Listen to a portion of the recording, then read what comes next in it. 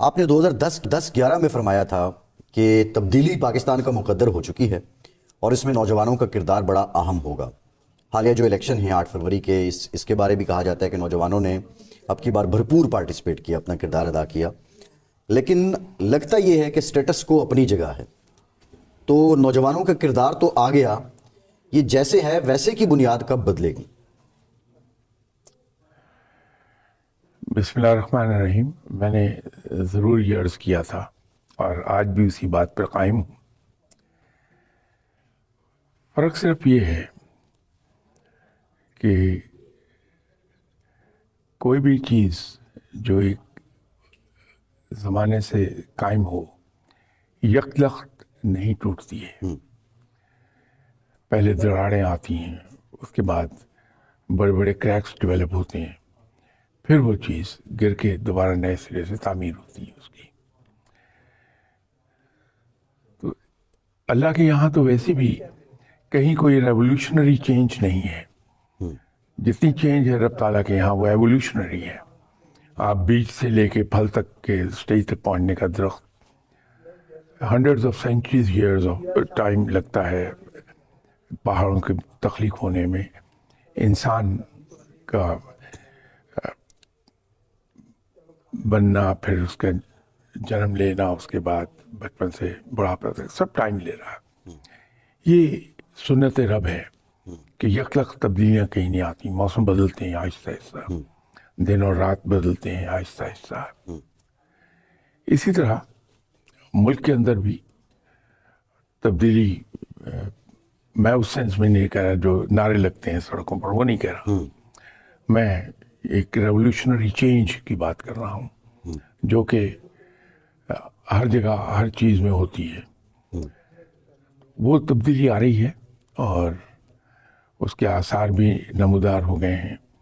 ایک بڑی حیران کن چیز ہے، اگر آپ اسے دیکھیں تو میں یہ عرض کرتا تھا کہ اکتوبر کے بعد ملکی معیشت سانس لینے لگے گی۔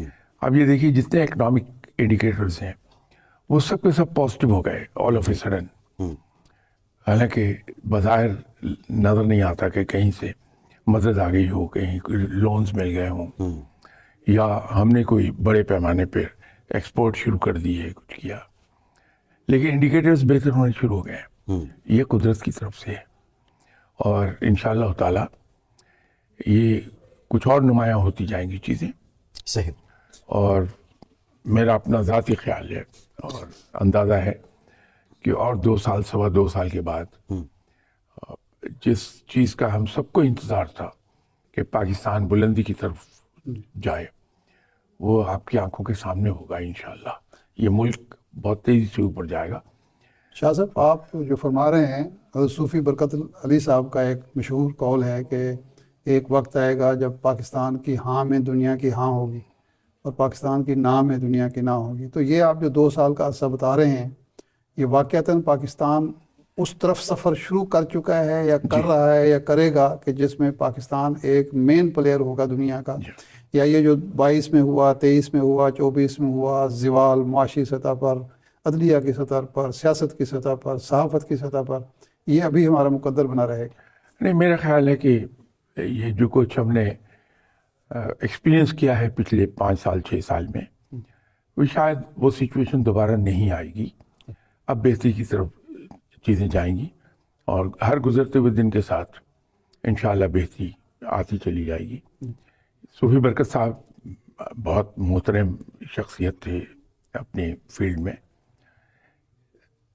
ان کے علاوہ بھی اور جتنے بھی اولیاء کرام گزرے ہیں ان سب نے یہی کچھ کہا ہے، حتیٰ کہ امام بری صاحب نے تو پاکستان بننے سے پہلے یہ بات کہی تھی۔ تو یہ سبھی کہتے رہے ہیں، صرف سوال وہاں اٹھتا ہے کہ صاحب ابھی تک ہوا کیوں نہیں؟ تو اس میں میری ایک گزارش ہے کہ وقت کا تعین کوئی نہیں کر سکتا، یہ علم کسی کو اللہ عطا نہیں کرتا، اس لیے جب بھی آپ دیکھیں گے وقت کا تعین کیے بغیر سب لوگ بات کرتے ہیں۔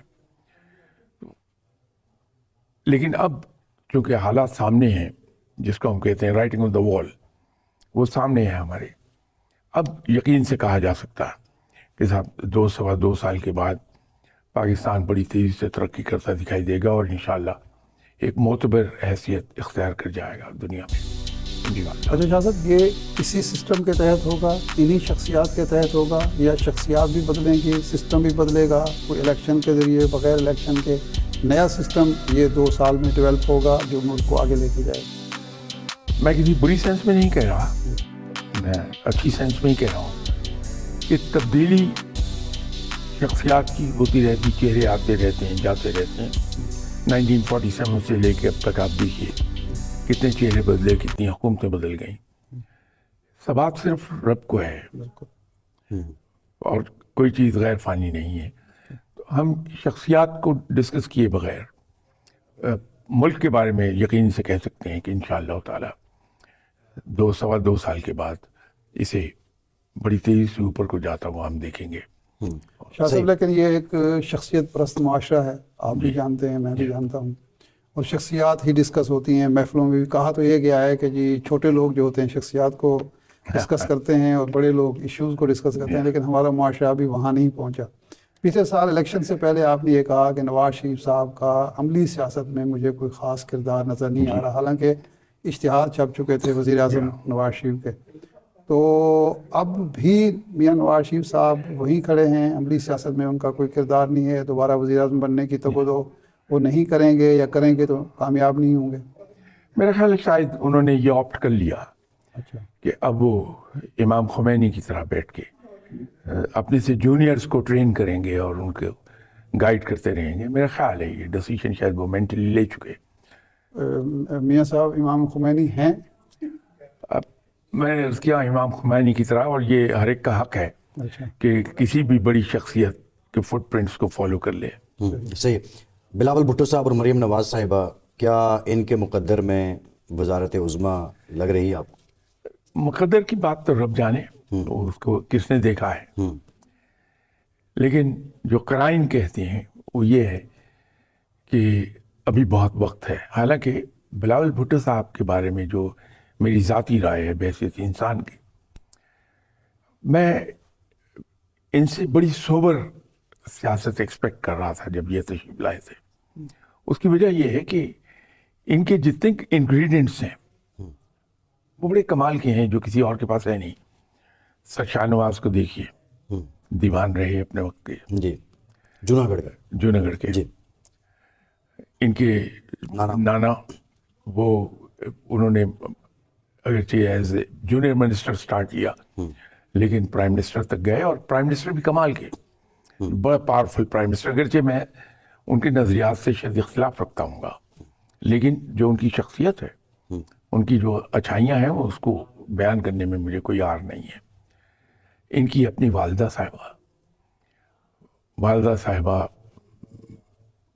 بڑی سلجھی ہوئی تھیں، اور ایک واقعہ کہیں میں نے سنا تھا جو شاید سناؤں نہیں میں آپ کو، اچھا، لیکن اس کو سن کے میں بڑا امپریس ہوا تھا کہ کیا کیریکٹر ہے ان کا، بے نظیر بھٹو صاحبہ کا، کہ واقعی شی بیہیوڈ لائک اے پرائم منسٹر. تو بلاول بھٹو صاحب میں تو یہ جینس ہیں ایسے. تو ان سے توقع میں کر رہا تھا کہ شاید یہ ایسی جمہوریت اور ایسی سیاست کریں گے یہاں جو ممالک جمہوریت کے لیے مشہور ہیں، شاید اس طرح کی سیاست ہوگی. لیکن بعض اوقات وہ توقع کے خلاف وہ بھی شاید اسی دھارے میں بہہ جاتے ہیں. شاہ صاحب، تقریباً 1 سال پہلے ہمارے ہی پروگرام میں آپ نے کہا تھا کہ پاکستان کو وہ شخصیت یا وہ لیڈر مل چکا ہے کہ جو نجات دہندہ ثابت ہوگا. آپ کیا سمجھتے ہیں کہ اس کا ظہور بھی ہو چکا ہے؟